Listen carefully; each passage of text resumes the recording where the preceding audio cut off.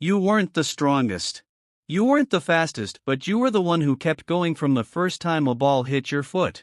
You were already chasing it down, not because anyone told you to, not because you understood positions, but because you felt it like something in your legs knew. They were meant to move. Your first coach didn't ask questions. He just pointed to the middle of the pitch and said, "You run everything." And you did. You never stopped. You weren't a striker.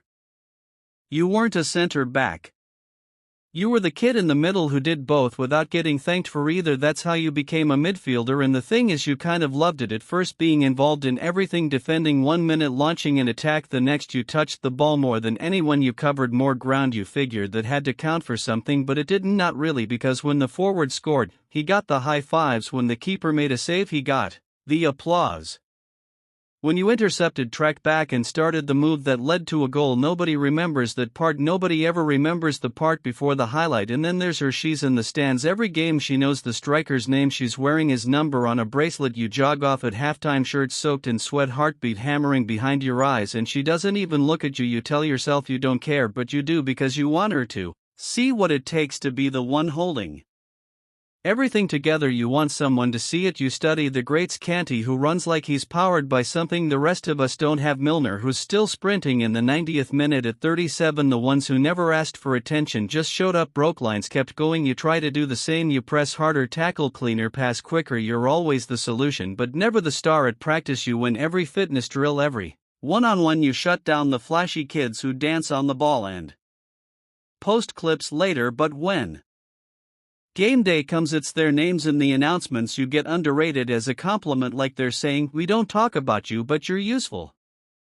That sticks with you. There's a game where you cover more distance than anyone else on the pitch. You check your GPS tracker later, 11.2 kilometers. You look at the forward, 6.9. He scored a tap in and posted about it with a fire emoji. You made the run that opened the space. You made the pass before the assist. No mention, not even a tag, and she's in the background of that post smiling next to him. So you tell yourself again, you don't care, but you still show up early. You still tape your ankles and stretch your hamstrings before anyone else even walks onto the field. You still play every second like someone might finally notice, but they don't, and that's when it really starts to hurt. Not physically, not yet emotionally, like you're giving everything just to be part of something that treats you like furniture. You were born to run, and they noticed, but they never saw you. You think you're used to it by now, the grind, the silence, the way the game passes over your name, but something changes when it starts to cost you not just energy, identity. You're still running, still doing the dirty work, still tracking back after the winger loses the ball and jogging forward to support the next attack, but you start feeling it, the weight in your legs, the ache in your lungs, the doubt in your mind. It happens gradually. You realize you're the only one chasing both ends of the field. You cover for the right back when he pushes too high. You slide over when the striker refuses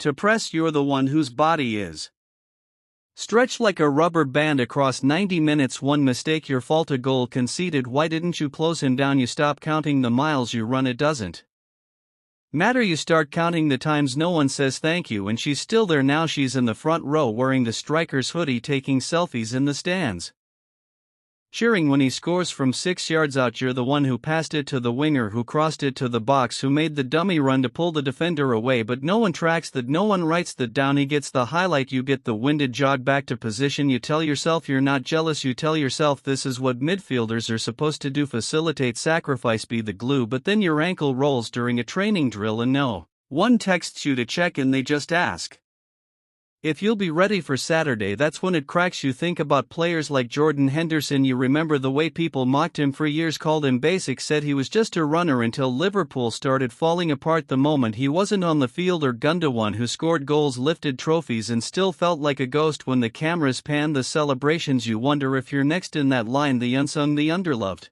At night you scroll through her page, vacation photos.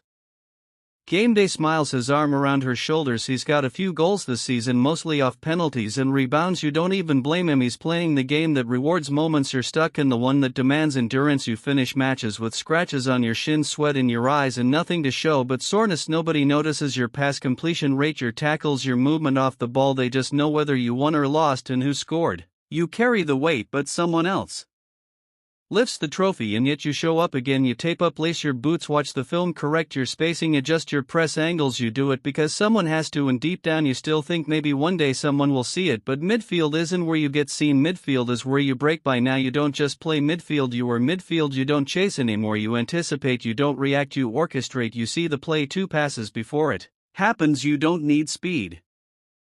You have timing, you know when to draw the foul, when to kill momentum, when to whisper to a younger teammate to cover the line before they even realize they're out of position. You've stopped trying to impress, not because you don't care but because you've accepted the truth. Midfielders don't get remembered, they get relied on. You've become the one the coach can't replace. When the game falls apart, he doesn't yell at the defense, he looks at you, fix it. When the young striker stops tracking back, it's you who covers the space. When the press breaks down, it's you who patches it together with one smart foul and a tired look. You're not a star, you're a system, and it shows in your face. You walk differently now, not arrogant, just weathered, like a player who's seen too many losses they didn't cause and too many wins they didn't get credit for. One game a scout comes to watch a flashy new winger. You dominate the midfield, control every tempo shift, quietly own every duel. You leave the field without a mention. The winger gets a trial, you get a pat on the back and a stat sheet no one will read. You think of Toni Kroos, surgical perfect, forgotten of Luka Modric, who ran matches like a conductor but had to win the Ballon d'Or before people really noticed what he'd been doing all along. Even now when pundits talk about them, they say things like underrated, the backhanded compliment of kings without crowns. And then one afternoon you see her again, not in the stands, not at a game, you're grabbing a coffee after practice, limping a little from a bruised quad. When you hear your name, she's older now, prettier,